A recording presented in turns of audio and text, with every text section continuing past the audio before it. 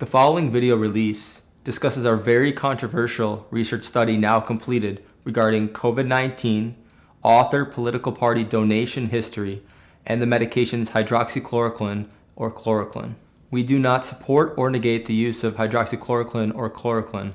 However, we do investigate the author, political party donation history and its tie and potential bias toward the favorability of the use of those medications. We realize our findings and analysis may generate quite a lengthy discussion and have political implications across the board. However, as career scientists and physicians, like all the other authors on this study, we aim to protect the integrity and objective nature of scientific research and remove any sort of political bias going forward. From the president, Trump announcing he's taking the drug he's touted time and time again, hydroxychloroquine. Research do the talking, and of people doubting. I agree.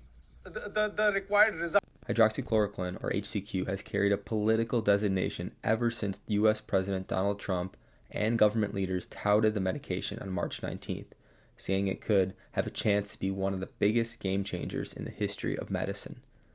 On March 28th, the US FDA issued an emergency use authorization for HCQ or CQ in the treatment of hospitalized COVID-19 patients.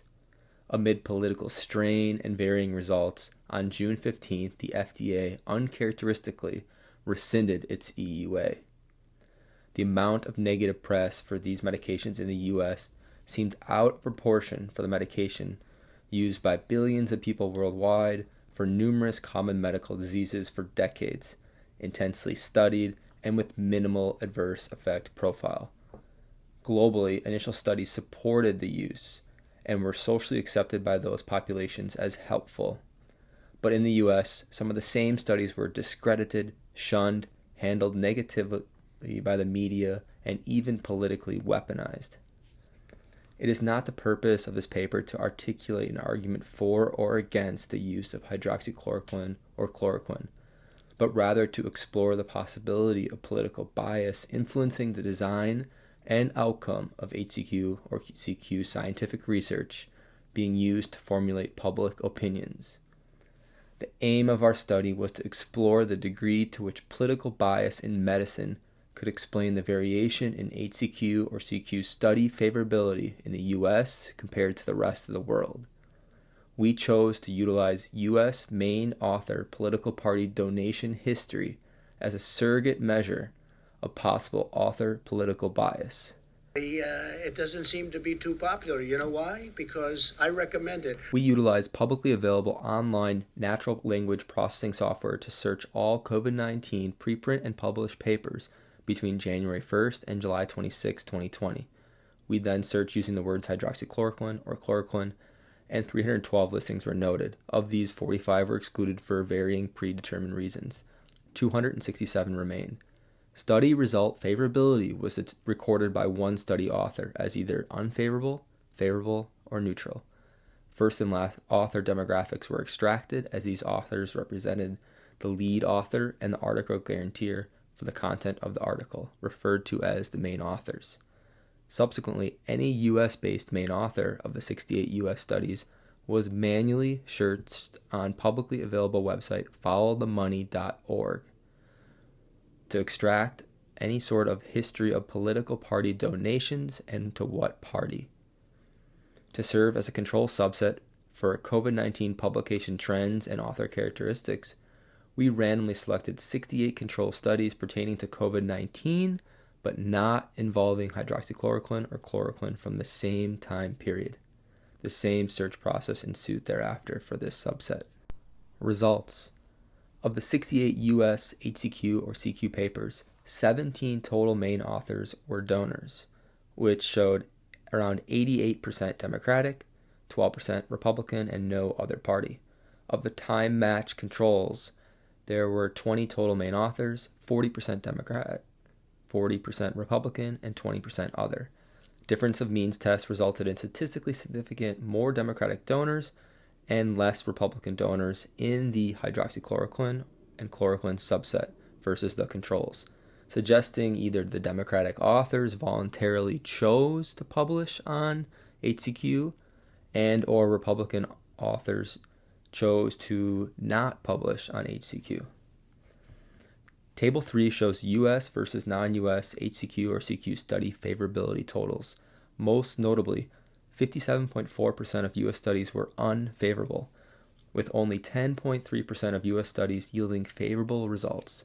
And this is compared to non-US studies, where around 1/3 were unfavorable, 1/3 were favorable, and 1/3 were neutral. Studies with at least one US main author were 20.4% more likely to report unfavorable results than non-US studies. Subsequently, US main author studies were 19.6% less likely to report favorable results than non-US studies. US studies with at least one main author donating to any political party were 25.6% more likely to have unfavorable results and 20.1% less likely to have neutral results. U.S. studies with at least one author donating to the Democratic Party were 20.4% more likely to have unfavorable results and 17% less likely to report neutral results. Only 2 U.S. studies had at least one main author donating to the Republican Party. Both were unfavorable results. However, optimal analysis could not be performed without rare event sample bias. Studies characterized as opinionated editorial reviews were 38.6% less likely to yield favorable results. Furthermore, Table 4 displays U.S. author opinionated editorial review totals and author political party donation history. Almost all the opinionated editorial reviews were unfavorable or neutral, 21 of 22, 95%, with any listed history of donation all coming from a main author of a Democratic Party, 7 out of 7 and 100%. Table 5 depicts month-by-month hydroxychloroquine or chloroquine study release and study favorability trends, with a graphical representation shown in Figure A. Although February and March had the fewest total studies listed, 78.6% had results that were favorable, with only 7.1% yielding unfavorable results. A clear shift away from studies with favorable results toward those of unfavorable results occurred starting in April, reaching a paradigm shift in May through July.